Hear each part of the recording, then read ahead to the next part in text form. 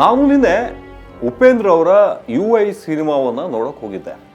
ಬುದ್ಧಿವಂತರಿಗೆ ಮಾತ್ರ ಅಂತ ಹೇಳಿ ಕೆಲವು ವಿಚಾರಗಳೆಲ್ಲ ಬಂದವು.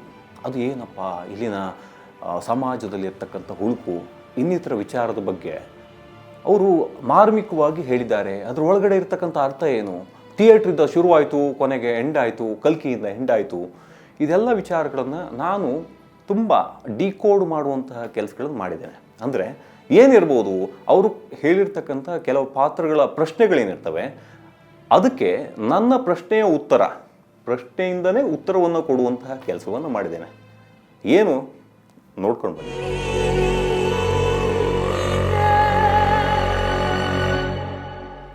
ನೀನು ನಾನೆಂಬ ನಡುವೆ ನಾಮ ಇಡುವವರ್ಯಾರು? ನಾಮ ಹಿಡಿದಿದ್ರು ಇರಿಸ್ಕೊಳ್ಳೋರು ಯಾರು? ನಾಮಗಳ ಹೆಸರಲ್ಲಿ ಜಾತಿ ಧರ್ಮವ ತಂದು ಕಚ್ಚಾಡುವವರ್ಯಾರು?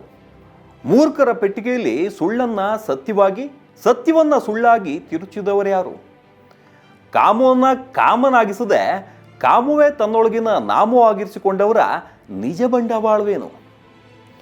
ನಿಸ್ವಾರ್ಥದ ಸೇತುವೆ ಕಟ್ಟಿ ಸಾಯಂಕಾಲದಲ್ಲೇ ಸ್ವಾರ್ಥದ ಕುದುರೆ ಏರಿ ಹೊರಟವನ ಸದುದ್ದೇಶದೊಳಗಿನ ದುರುದ್ದೇಶವೇನು? ಸತ್ಯವೆಂಬ ಕೂಸು ಬೆಳೆದು ಬಾಳುವ ಹೊತ್ತಿಗೆ ಗೊಂದಲದಲ್ಲೇ ಸಾಯುವ ನಿತ್ಯ ಸತ್ಯಗಳ್ಯಾವು? ಕೊಳಕು ಹುಳುಕು ಎಂಬ ಪದ ಬಿಟ್ಟುಕೊಂಡೇ ಹನಿ ಟ್ರ್ಯಾಪಿನ ಸೂಟ್ ಕೇಸು ಹಿಡಿದವರು ಯಾರು? ಖಾಲಿ ಕೂತವರು ತೆರೆದ ಪುಸ್ತಕವಾಗುವ ಬದಲು ಕಾಮಿಡಿ ಕಾಮದ ಓಡುವ ಚಿತ್ರಗಳ ಹಿಂದೆ ನಾರೆಡಿ ಎಂದು ಓಡಿದವರು ಯಾರು? ಬ್ರೈನಿನೊಳಗೆ ಹೊಲಸು ಆಚೆಗೊಂದು ವಿಕೃತ ಕನಸು ನನಸಾಗಿಸುವ ಹೊತ್ತಿಗೆ ಎಲ್ಲರೊಳಗೊಬ್ಬ ಕಲ್ಕಿ ಅರಿತರೂ ಅರಿಯದಂತಿರುವವರು ಯಾರು? ಹೇಳಲಾಗದ ಪರಿಶುದ್ಧ ಪ್ರೀತಿ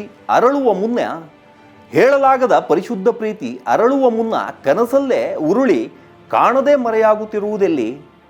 ಎಲ್ಲ ಸತ್ಯ ತಿಳಿದವರು ಬದುಕಿನ ಥಿಯೇಟರ್ನಿಂದ ಎದ್ದಾಗಲೂ ಬದಲಾದೆ ಎಂಬ ಬದಲಾಗದ ಪ್ರಪಂಚವನ್ನು ಅರಸಿ ಹೊರಟು ನಿಂತವರು ಯಾರು?